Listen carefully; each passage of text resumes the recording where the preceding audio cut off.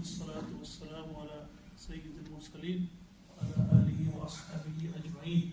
Assalamu alaikum wa rahmatullah. Wa alaikum assalam wa rahmatullah. MashaAllah, we have an audience present, that's why we asked you guys to give the answer. Okay, Jazakallah khair to everybody for coming.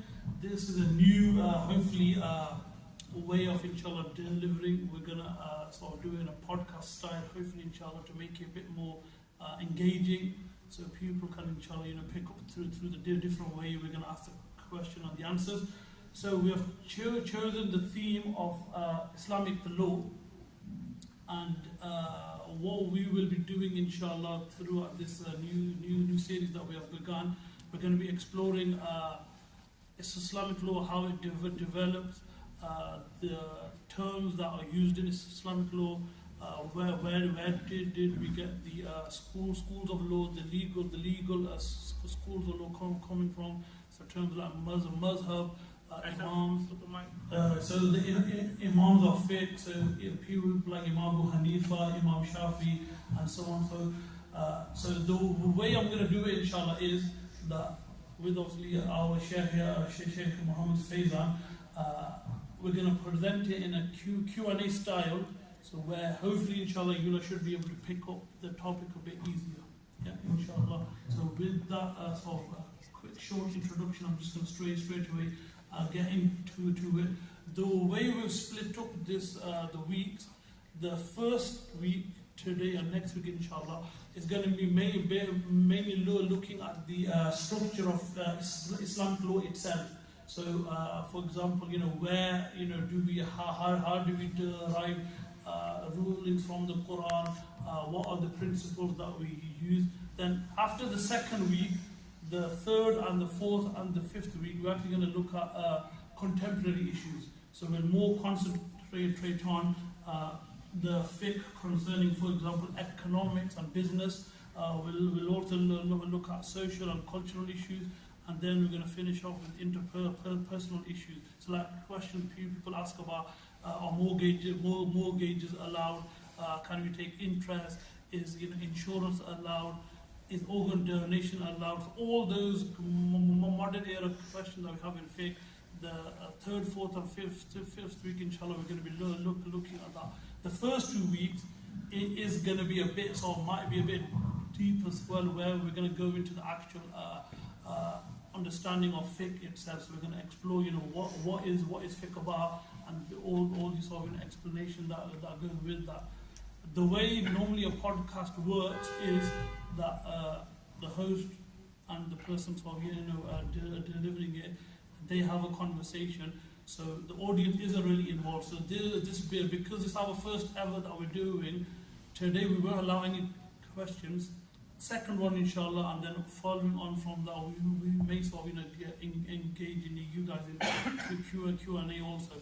So the plan of the structure of today is till about 8:50 we're going to have this podcast.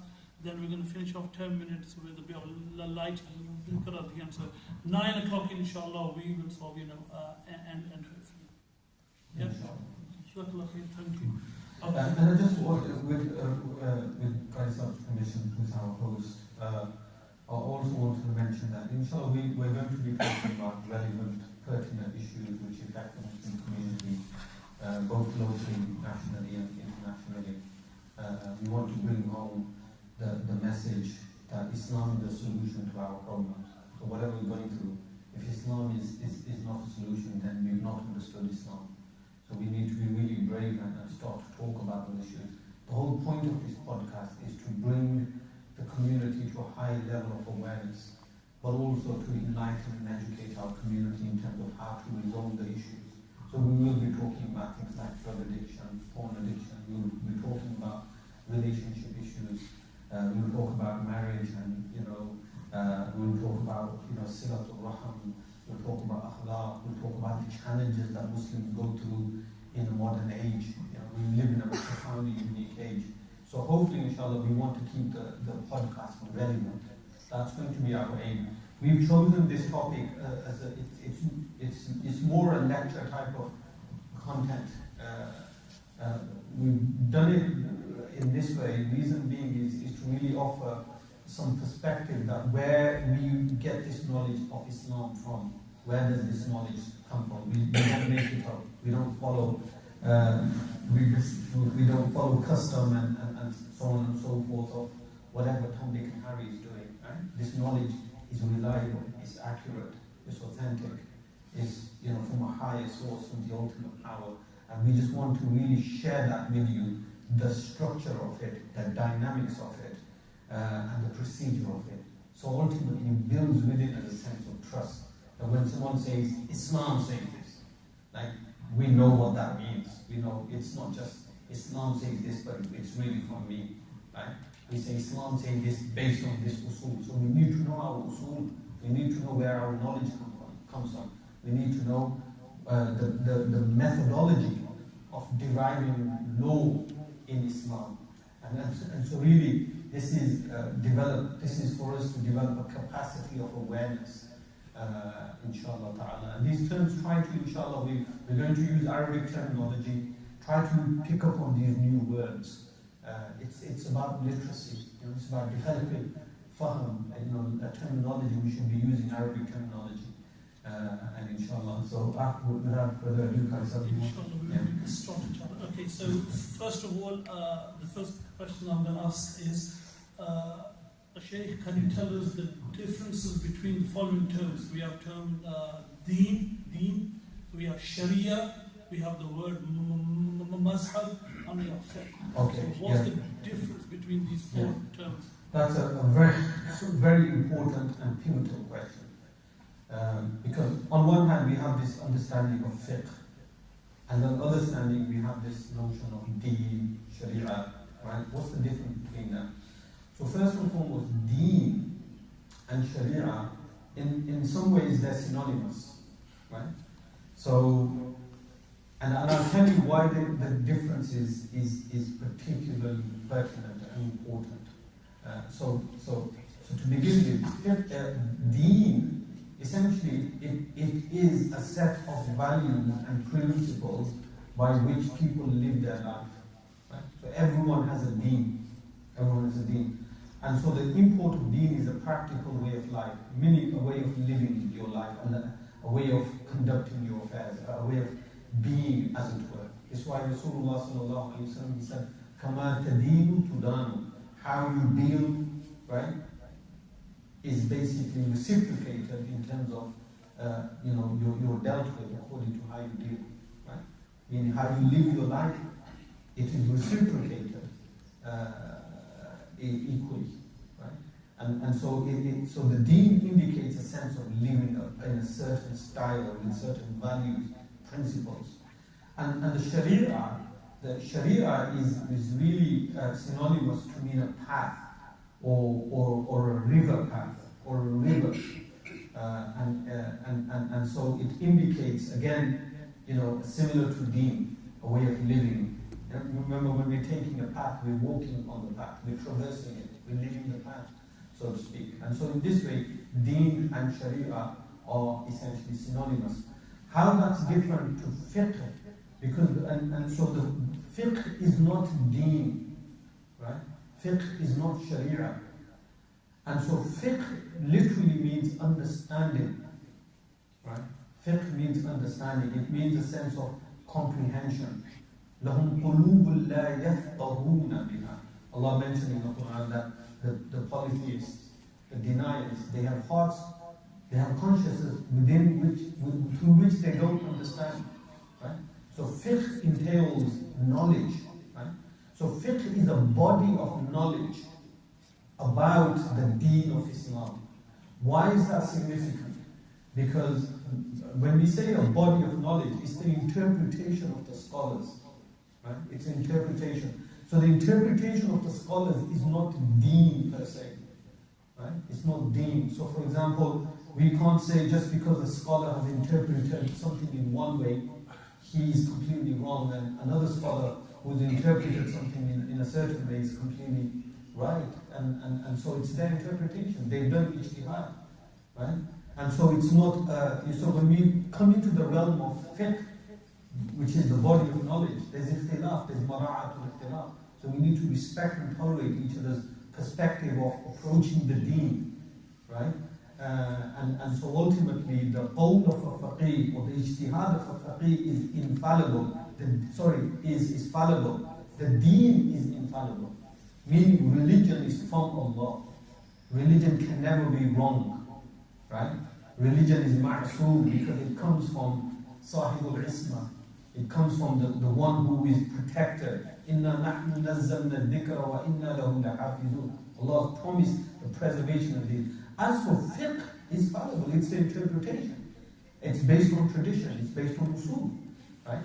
And so therefore, that's why when we talk about fiqh, we don't mean an absolute authority. We mean by fiqh an understanding and an approach to appreciating the different facets of the deen. Right? Does that make sense, inshallah? Yeah? And an immediate benefit is that as soon as we enter into the body of knowledge, we respect each other's body of knowledge. Right? Kama qala Imam Malik, the only one whose knowledge cannot be questioned is the knowledge of Rasulullah. Sahibu qawli hadha. Anyone else after that, after Rasulullah sallallahu alaihi wasallam, is open to the realm of interpretation. And so each scholar produces a certain tradition. The tradition is fallible, but the basis of that tradition, which is deen, right, that's basically infallible. Does that make sense, inshallah? When we talk about Sharia, we often hear and we compare it to tariqah. Oh yes. Is that correct? So often we hear the word Sharia and we see that often in contrast to tariqah. So Sharia is often referred to as the ahkam in relation to the apparent aspects of ritual, the apparent aspects of behavior and so on and so forth. Whereas tariqah refers to the aspects of the heart and the aspects of our conduct, an aspect of our intentions. Okay? Now, it was helpful, but it's not absolutely correct. Right? Because the reality is that the Sharia deals with everything. Right? The Sharia, لِكُلٍّ جَعَلْنَا مِنْكُمْ شِرْعَةً وَمِنْهَاجًا, this path that Allah has intended for the salvation of humanity, it is sufficient in every aspect. So in Sharia, there are ahkam in relation to prayer. In Sharia, there are ahkam in relation to the heart. In Sharia, there are ahkam in relation to conduct. In Sharia, there are ahkam in relation to interpersonal relations. In Sharia, there are ahkam in relation to thought. Right? In Sharia, there are ahkam in relation to our body. So the Sharia deals with every aspect of the human condition. Right? Every aspect of the human condition. And so tariqah, so this dichotomy, Sharia and tariqah, it was helpful and it worked to a certain point. And now I think we need to go back to the soul. It's all Sharia. So tariqah is Sharia. Tariqah is and has always been really part of Sharia. And the part of Sharia which deals with the batil. And the reason why this distinction is important, Faizan, and the rest of the brothers here, is we often think, okay, I'll start off with the Sharia and then I'll go on to the tariqah and then I'll get to haqiqah, right? Which is fundamentally erroneous. Because you start off in this sense, in this dichotomy, you start with Sharia, you wash your hands, you do wudu, right? In this dichotomy, you've done the outward aspect of prayer. And when I get this right, then I'm going to start working on my heart. Then I'm going to stop being a jealous person. Then I'm going to stop being competitive. Then I'm going to stop being arrogant, right? But let me get my actual bit first. That's erroneous, right? So the hukum Shar'i in relation to the heart, in relation to our conduct, in relation to our relationships, in relation to prayer, hajj, zakat, it's simultaneous. There's no kind of, oh, I'll sort this out, and then when I've sorted this out, then yes, then I'll deal with that, right? And so that's why we deal with Sharia as a whole in a holistic sense. So when we use the word Sharia, we use the word Sharia like the Salaf used the word Sharia, which was a comprehensive way of life which deals with every aspect of our being, right? Mind, body, and soul, right?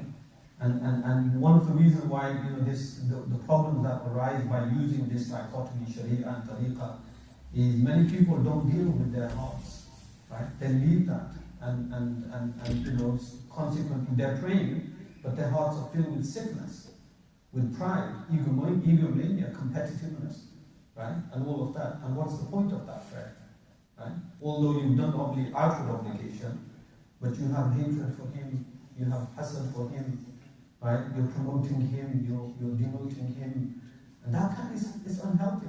And the ummah is on fire because of that, right? So Sharia is every aspect of the human condition about which Allah and His Messenger have given a divine guidance. So we need to approach Sharia holistically. Inshallah, I think for Sharia and Tariqah, we have got a plan. One of our later themes when we're going to talk about the Sufiya, we will bring back the Sharia and Tariqah link, inshallah. Okay, moving on further into a bit more deeper into Islamic law itself. We have Islamic law books, so we have like fiqh books that we teach to children. We have books that we can get on the shelf. There's books available on the internet also.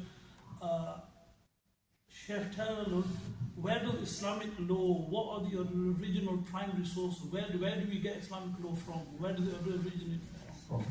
So firstly, the way we get Islamic law, or the way we understand Islamic law, is through the science of al-fiqh. Okay. And al-fiqh is al-ilm bil-ahkam al-shar'iyyati and adillatiha al-tafsiliyya.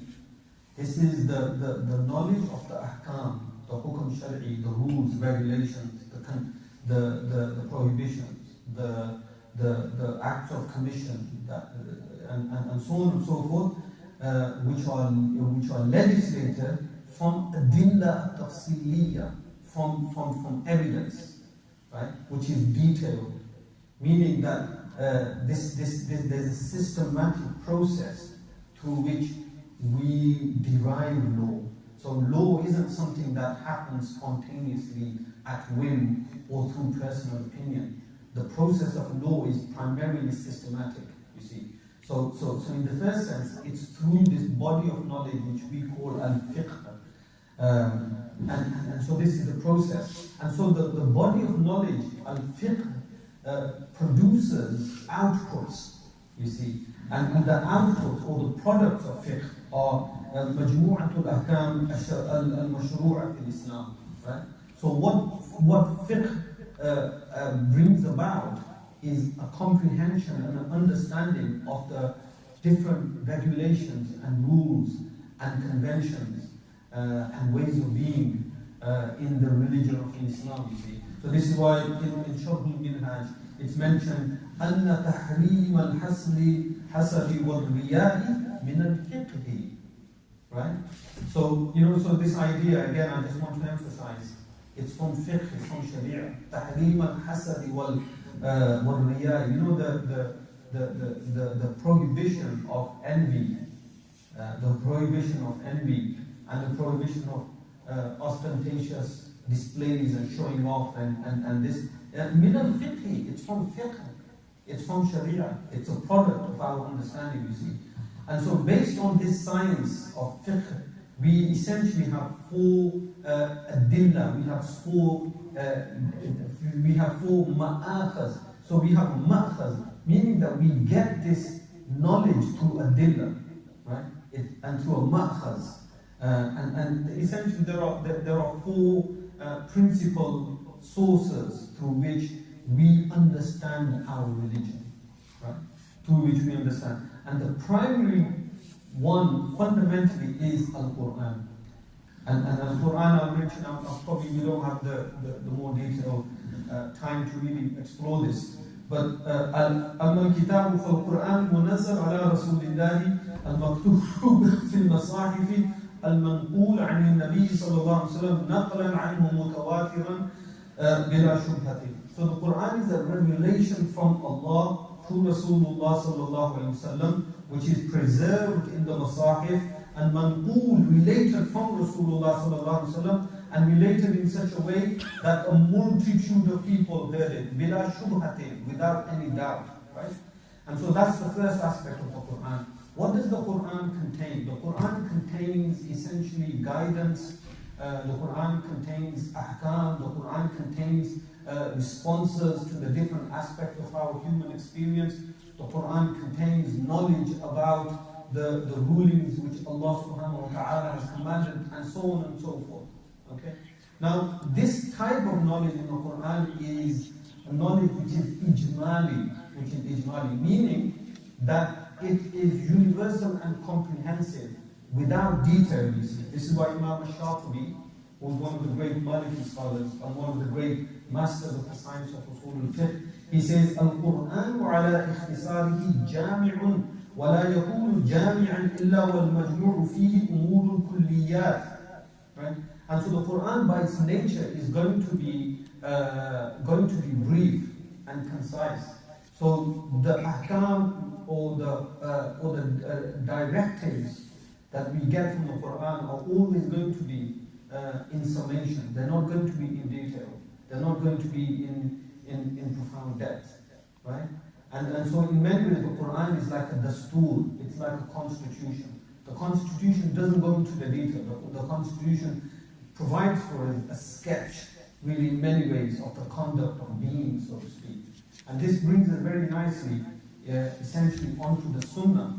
And so the Sunnah, really, in many ways, is the means to understand the detail of the Quran. So in the Quran, Allah mentions Aqimis Salata, perform prayer. But the Quran doesn't mention the very detail of the nature of prayer, right? Allah subhanahu wa ta'ala said, Kutiba alaykum as-siyamu, right?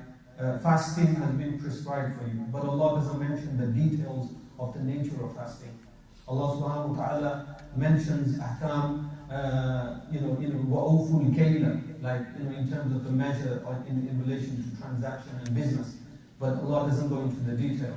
And Allah mentions the ahkam in relation to jihad fi sabilillah, but Allah doesn't mention the detail of them. And so the Sunnah in many ways is the detail, and really in many ways the completion of the divine guidance. And so Sunnah is, the best way to appreciate and understand Sunnah is that Sunnah is really in many ways an embodiment.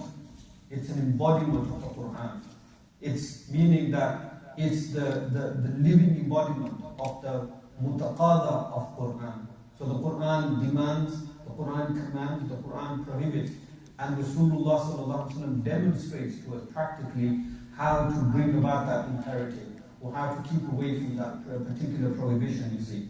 And so this is why Imam Abu Hanifa, he mentions something really beautiful. He says, لولا السنن ما فهم أحد منا القرآن. He said, if it were not for the sunnah, the sunan, ما فهم أحد منا القرآن, none of us would understand the Quran. Like, so if we want true, deep understanding of the Quran, we have to really go to the sunnah. And it's the sunnah which really brings about an understanding of the detail of the divine guidance, you see. This is why when Sayyidah Aisha, salamullahi alayha, she was asked in relation to Siflana Rasulullah sallallahu alayhi wa sallam, described to us Rasulullah, she said, Kana khuluquhu al-Quran.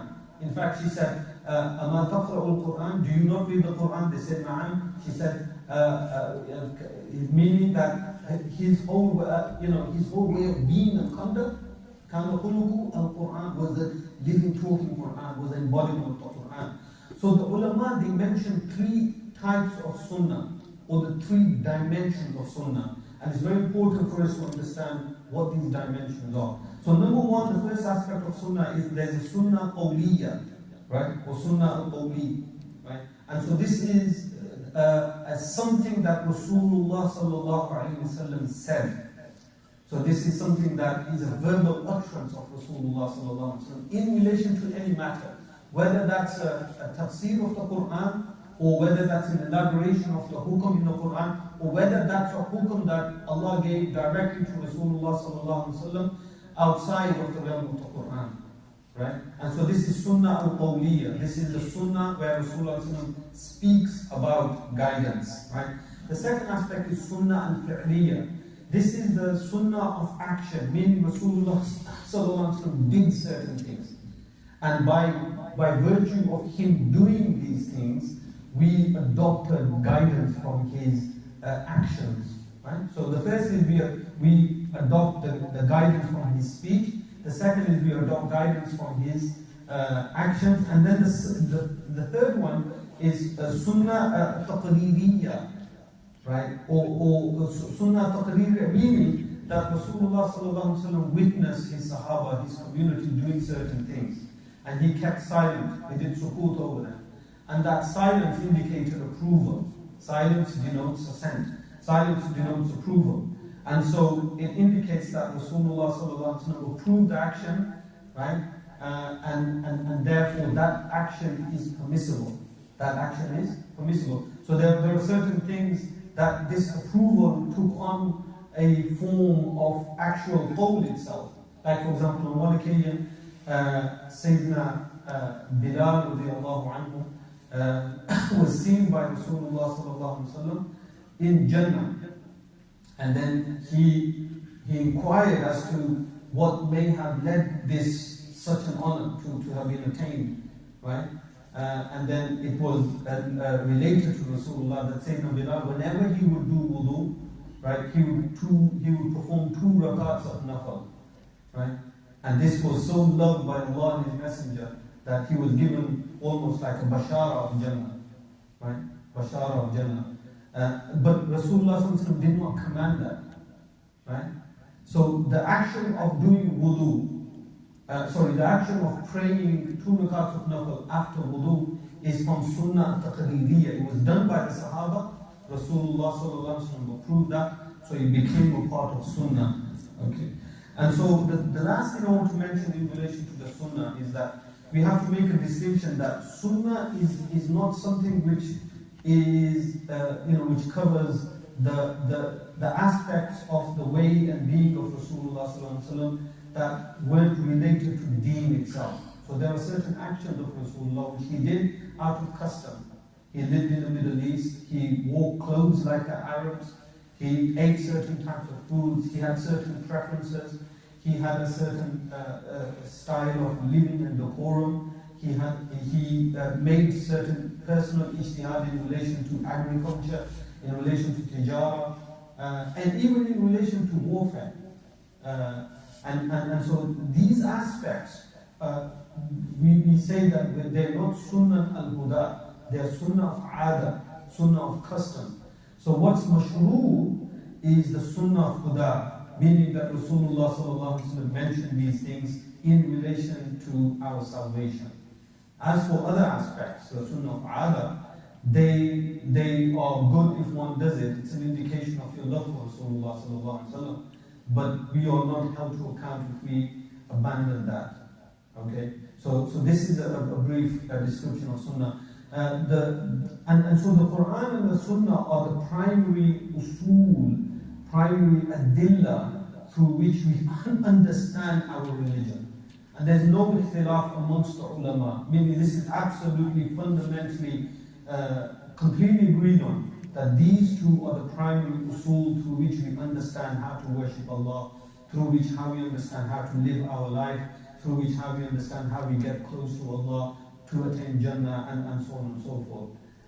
As for the other 2 usul that we're going to very briefly talk about, the remaining usul, there's ikhtilaf amongst the ulama and mujtahideen, both in terms of extent and sometimes in them being usul itself. And so this is in relation to, for example, ijma' and qiyas. Okay. So in relation to ijma', ijma' is really in many ways where the word ijma' comes from jam', which means to be together, to be united. And so ijma' means the coming together of the body of Muslims. Literally means the coming together. And so the technical definition is وهو اتفاق أهل الحل والعقد من أمة محمد صلى الله عليه وسلم. So there are people in the ummah of Muhammad صلى الله عليه وسلم who are influential, who are scholarly, who have deep wisdom and insight. And them coming together on a matter is regarded as ummah. Another definition of ijma' is الإجماع هو اتفاق المجتهدين من أمة الإسلامية في عصر من العصور على حكم الشرع بعد وفاة النبي صلى الله عليه وسلم. And so it refers to the coming together of the mujtahideen, the scholars, the people of deep wisdom and insight,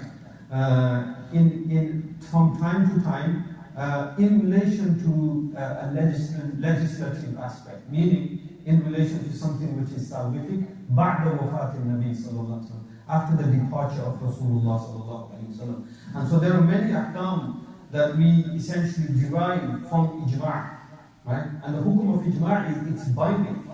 It's binding. According to the most of the ulama al-mujtahideen, ijma' is binding. And so examples of ijma' is when the scholars come together in relation to a certain understanding of religion, in relation to a certain understanding of a verse of the Quran, right? So there's a verse of the Quran where Allah talks about Rasulullah sallallahu alaihi wasallam is Khatamun Nabiyyin. And the ijma' of the ummah here, the word khatam means final, right? The ummah has understood as an ijma' that there's no body of scholars, no group of scholars, individually or collectively, or any school of thought or denomination or sect in Islam, which considers khatam here means superior. They mean that the word khatam here means final, or final, meaning there will be no prophet, and that's from ijma'. You see, there's other verses in the Quran, حُرِّمَتْ عَلَيْكُمْ أُمَّهَاتُكُمْ وَبَنَاتُكُمْ. Forbidden for you is marriage in relation to your ummahat, in relation to your mothers, and in relation to your daughters. Meaning, you can't marry your mothers and daughters, right? Now, the ijma' of the ummah is this extends to grandmother and daughters as well, like granddaughters, right? Although it's not mentioned in the text, but the mafhum, the deep understanding of the ulama and the ijma' is it includes them, and that comes directly from the text. You see. Another example, there are aspects of politics. So, for example, the ummah got together in relation to the authority of Abu Bakr as-Siddiq. Like there was an ijma' of the ummah in relation to the caliphate and the leadership of Sayyidina Abu Bakr as-Siddiq. And this came from qiyas, right? And this is also another example of ijma', you see. And there are other examples, the ijma' of the ummah in relation to, collecting of the Quran in one mushaf, the ijma' in relation to recording of the Quran and so on and so forth. There are numerous other examples of ijma', you see. And then finally, without going into too much depth, we go on to qiyas. Now the word qiyas literally means to measure. And so it particularly means to measure one thing with another thing. So when you bring two things together, you look at one and then you look at the other, you see. And so this is the literal meaning. So what does it mean in relation to our understanding of certain ahkam? So it means تسوية الواقعين في الحكم أو تعدية الحكم من واقعة إلى واقعة أخرى. So what we do is we look at the hukam. So qiyas, so both qiyas and ijma' really in many ways are a type of ijtihad really, right? And so in relation to qiyas, there are certain new encounters that we face after the departure of Rasulullah sallallahu alaihi wasallam. And these new circumstances are not mentioned in the Quran, and they are not discussed by Rasulullah sallallahu alaihi wasallam. In this case, what the ulama do is they do a process of qiyas. And so qiyas really is to look at the nature of the new phenomena, look at its details, and look at its implications, and look at its causes, and then to find the similar causes and similar cases in the Quran. And so they go back to the asal, you see. And so they go back to the asal, and they look at the asal, and they look at the hukam of the asal, they look at the illah of the asal, and then they look at the new circumstance. And if the hukam if the illah of the new circumstances matches with the illah of the hukam of the Quran, that hukam also then becomes binding in relation to the new situation. And the obvious example is in relation to khamr. So khamr is prohibited in the Quran. And the reason why it's prohibited in the Quran is because of intoxication. And the definition of khamr is alcohol derived from dates. Okay, and some scholars say from grape. But in any case, the point of khamr is that it intoxicates. And so any other beverage or any other substance which also intoxicates has the same illah as khamr, so therefore it's in the same hukum of the hukum of khamr then extends to this new phenomenon. You see, and there are other examples as well. You know, in terms of how the scholars relate certain new conditions and how these new conditions apply because of the very thing I mentioned in relation to that. And so this is a very kind of tour de force of the four principles of Islamic law. Thank you. Okay, we're just going to move on. We've only got about 5-6 minutes, and then we've got to end with 10 minutes of zikr as well, inshallah. Okay, I'm going to skip one quick question. So let's move off someone to Hukm Shari then. So what is Hukm Shari? The different types and its reading. Okay, so the Hukm Shari really essentially is the binding aspect of divine guidance that we take from the Quran and the Sunnah, from the Adillah, you see. And so the Hukm Shari is the Hukm Shari is the plan of God for humanity in relation to how they live their life.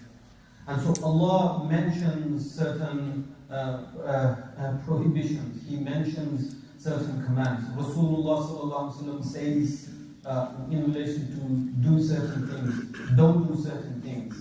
And so the Hukm Shari'i is where the scholars do a process of ijtihad to understand the murad, the intent of Allah when He says do. And they understand the murad of Allah and the Messenger when they say don't do, you see. And so Hukm Shari'i is how the scholars decipher in many ways the divine directives. And they give them certain grades, they give them certain madarij, you see. So for example, when Allah says Aqimis Salata, the scholars interpret this amr, this divine command to indicate that this is binding. This is binding, meaning you have to do that. When Allah says وَلَا تَقْرَبُوا الزِّنَا, do not go near fornication, adultery, they understand that this prohibition entails hurma, like absolute avoidance, you see. Whereas there are other things that Allah and the Messenger say, but they do not get to that level of bindingness, you see. So it's good if you do them, but you're not held to account if you don't do them. And so the scholars develop a body of ahkam, hukm shari'i, based on the madarij, you see. So this is why Imam Abu Hanifa, he said, al-ahkamu imma faridatun aw fadilatun. At the very basic level, at the very core level, imma faridatun aw fadilatun. Ahkam are either compulsory or they are supererogatory, meaning they're optional, right? And these are both in terms of imperatives and prohibition. So for example, the ahkam are absolutely obligatory, we do them, and yusabu, we are given, yusabu will be fi'liha, we're given thawab, and yu'aqabu bi tarkiha. So if we do not do them, we are held to account.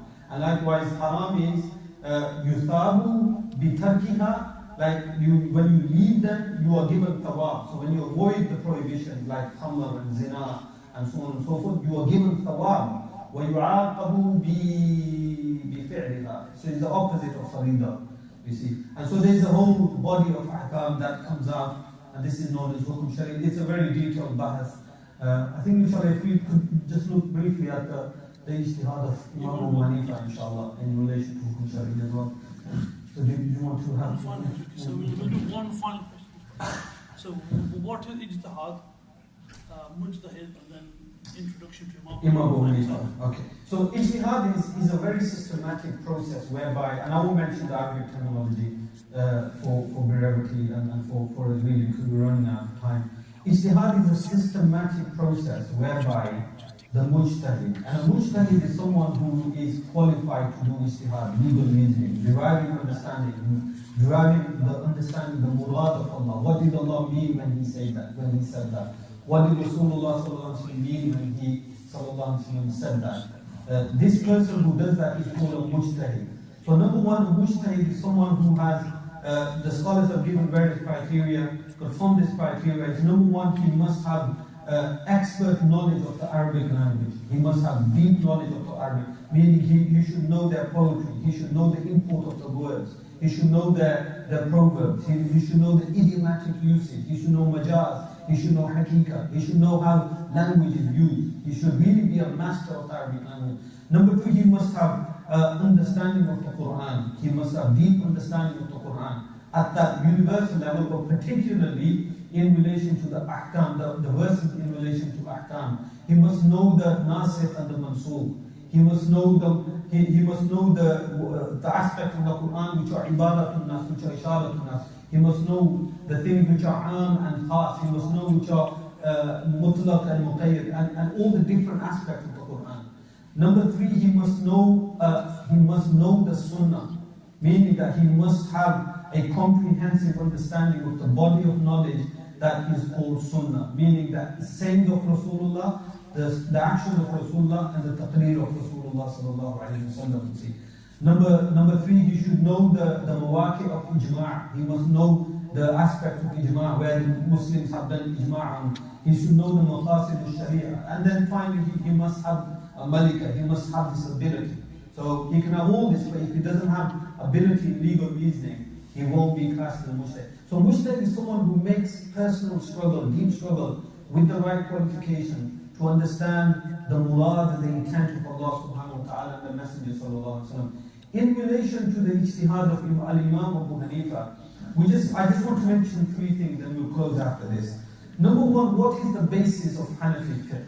Right? So the basis of Hanafi fiqh in terms of usul. So where can we start? So each mujtahid has certain usul, has certain principles, has certain ways of looking at the Quran and Sunnah.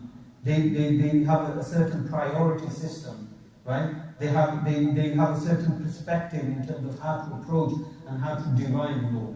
And this is really what's called ijtihad. So in this sense, what is the usuli basis, the ijtihadi basis of what we say al-fiqh al-Hanafiyya?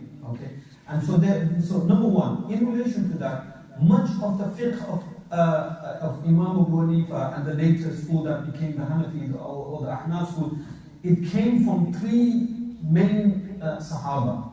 Number one, Sayyidina Umar ibn Khattab, who was the Amirul Mu'mineen, and remember, if you just look at the geographical context, the Islamic empire is expanding. And one of the first areas of Islamic expansion is Iraq, right? It's Kufa. So in Iraq there's a place called Kufa which becomes really the new platform through which the Ummah is spreading Islam throughout the world. So so what we're saying is that it's the immediacy with which Kufa becomes the center of Islamic knowledge and excellence. So Sayyidina Umar sends his choicest Sahaba to Kufa to make sure that this new emerging body of Muslims are not bereft of divine guidance.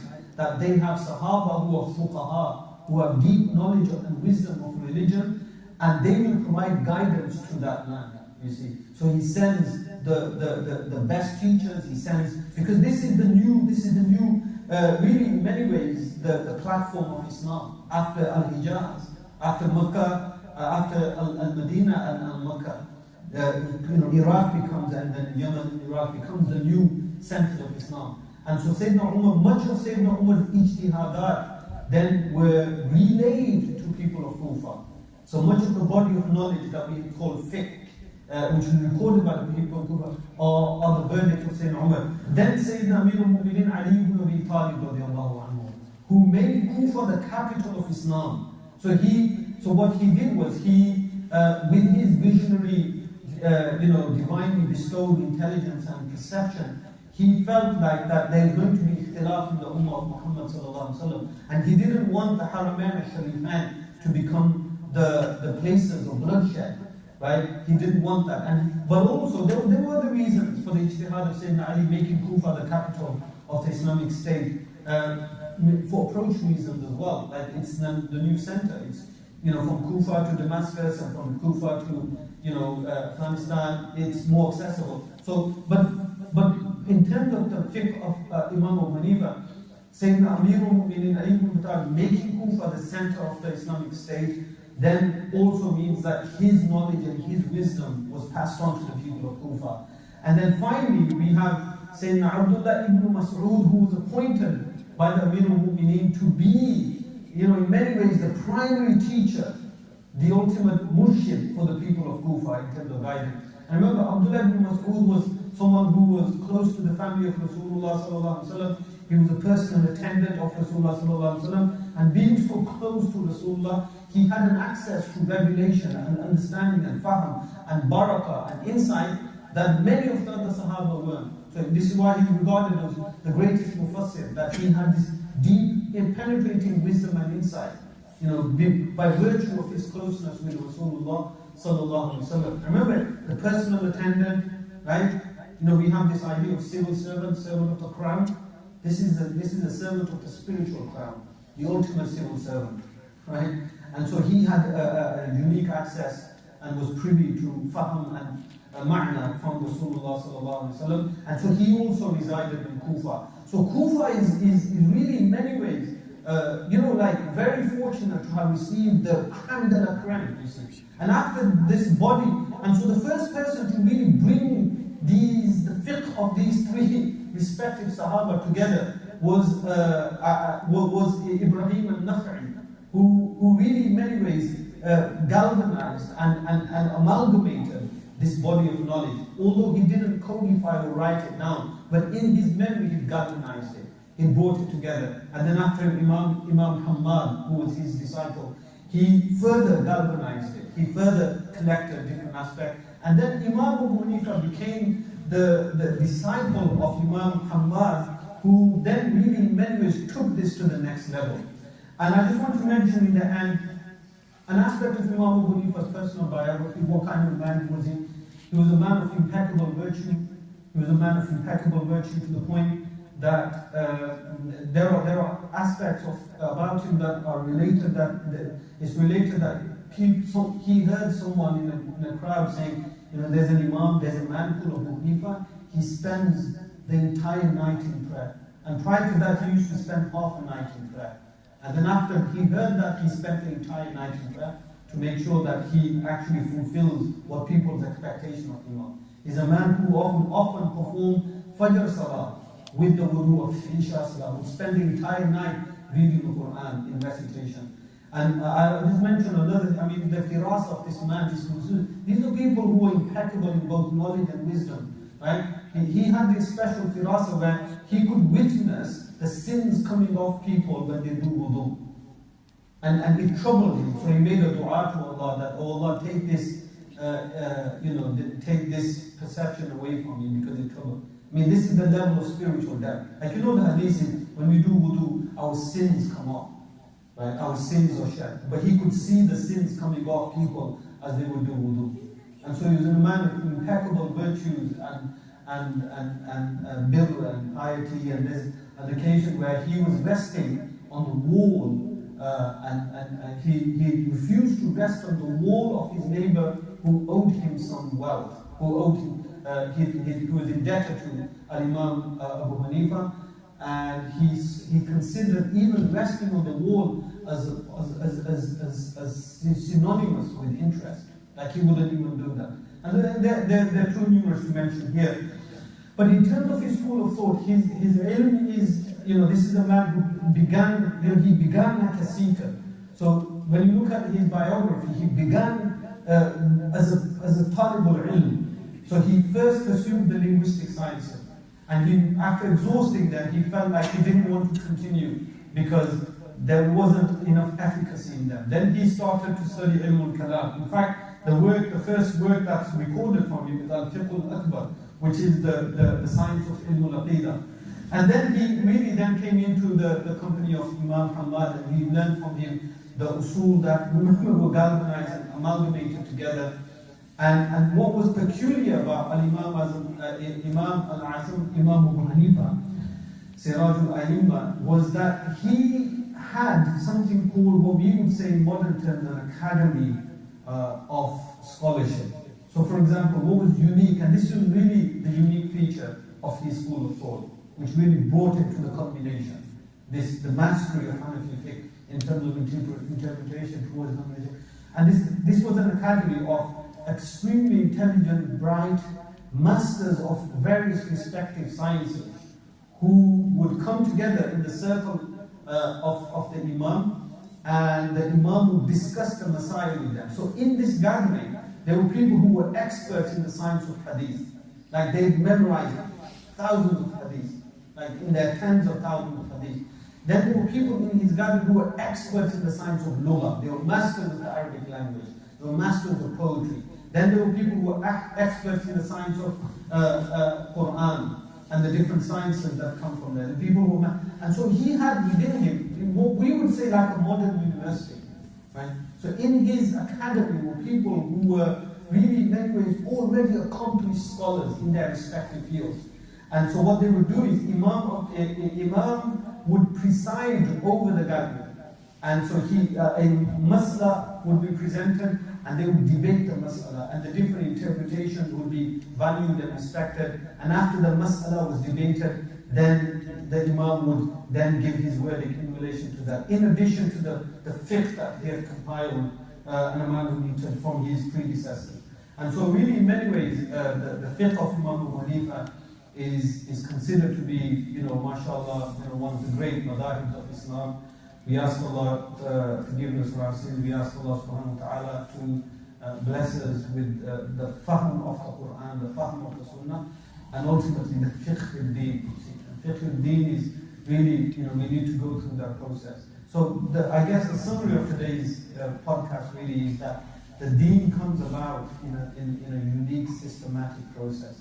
It's something that we have to exert and make effort in. It's not something that we just kind of understand at whim or we just follow someone's custom. There was a very detailed and rigorous process before which we received this deen. And ultimately we trust it because of this process.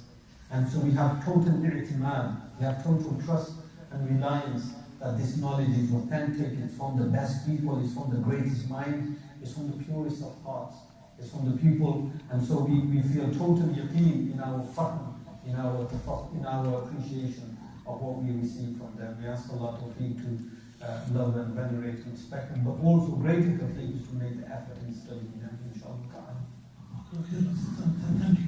I think what we'll do next week is we'll continue from this point onward. I think to give justice to Imam Hanifa, I think we need to spend a little bit more time on that, and then we'll touch upon the other three Imams. We'll have a brief look at their methodology. A pertinent question, I guess, I asked are these schools Ahl Sunnah wal Jama'ah? We'll answer that. We'll also answer questions such as that. How come we as an individual, or I as an individual, can I follow the Quran and Sunnah directly? We'll touch upon words like taqleed. Why is taqleed compulsory? Which mazhab should I choose to follow? Can we combine the opinions of the Imams and pick one opinion only? Are there instances where you can follow another fiqh, another Imam? How come the companions, they don't have mazhab? So those kind of questions, inshallah, we're going to delve into more next Wednesday, inshallah. I hope today's been beneficial. I know the vocabulary terms has been a very academic sort of subject as well, but hopefully I've sort of tried to make it easy. And so if you do have any questions, please do get them to us, inshallah. Next week we're more than happy to repeat some of the aspects that you might not be sure on. We'll provide clarity on that, inshallah. And as I mentioned, this is really in many ways the backdrop and context. After the next week, inshallah, we'll begin with the real issues that we are facing as a community. We'll go into matters that we really need to talk about, on these interpersonal issues. We have a huge epidemic of depression, anxiety, how to engage with the modern world. Do we completely integrate? Do we separate? Do we, how do we live our life in Western country? We'll talk about very, very important topics, inshallah. This is just for us to appreciate that the knowledge that we are about to discuss, it has this basis, that it's not something that we just kind of pick out thin air and so on and so forth. Inshallah, to end with, inshallah, we're going to do some zikr.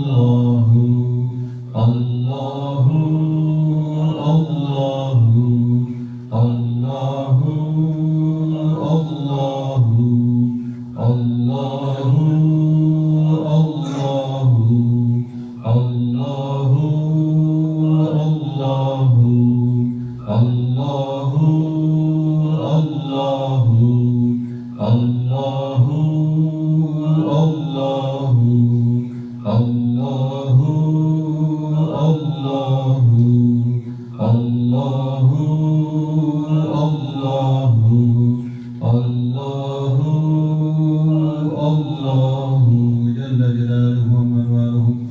A'udhu billahi as-sami'il 'alim minash shaitanir rajim. Bismillahir rahmanir rahim. Alhamdulillahi rabbil alamin. Ar-Rahmanir Rahim. Maliki yawmiddin.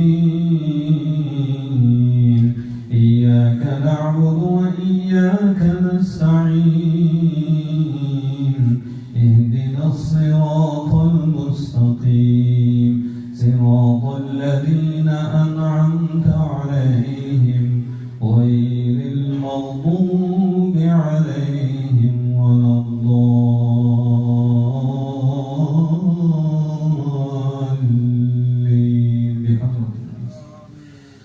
Alhamdulillah rabbil alamin. Wassalatu wassalamu ala asyrafil anbiya'i wal mursalin. Allahumma rabbi ighfir warham wa anta khairur rahimin. Wa tub 'alaina ya maulana innaka antat tawwabur rahim. Allahumma salli ala sayyidina Muhammadin ma'danil judi wal karami wa ala alihi wa sahbihi wa sallim. Allahumma a'inna ala zikrika wa shukrika wa ta'atika wa husni ibadatik. Allahumma nas'aluka as-sihhata wal 'afiyata was salama wal barakata wal ma'afata fid din wad dunya wal akhirah. Allahumma sallimna min baliyat wal afat وارض عنا شر الظالمين. اللهم نسألك الهدى والتقى والصحة والعافية والغنى. اللهم اجعلنا من عبادك الصالحين. اللهم اجعل حبك وحب من يحبك وحب عمل يقرب إلى حبك. اللهم يا مثبت القلوب ثبت قلوبنا على الإيمان وعلى فطرة الإسلام وعلى كلمة الإخلاص وعلى ملة سيدنا ومولانا محمد خير الأنام. اللهم وفقنا لصالح الأفكار. اللهم وفقنا لصالح الأعمال. اللهم وفقنا لصالح الأخلاق. اللهم وفقنا لصالح الأصحاب. اللهم وفقنا لصالح الأحوال. اللهم يا محول الأحوال حول حالنا إلى أحسن الأحوال بحولك وقوتك يا عزيز يا متعال. اللهم اغفر لأمة سيدنا محمد صلى الله عليه وسلم. اللهم ارحم أمة سيدنا محمد صلى الله عليه وسلم. اللهم انصر الإسلام والمجاهدين في سبيلك. اللهم انصر الإسلام والمجاهدين في سبيلك. اللهم انصر الإسلام والمجاهدين في سبيلك في كل البلاد في كل البلاد. اللهم رب يسر ولا تعسر وتمم بالخير.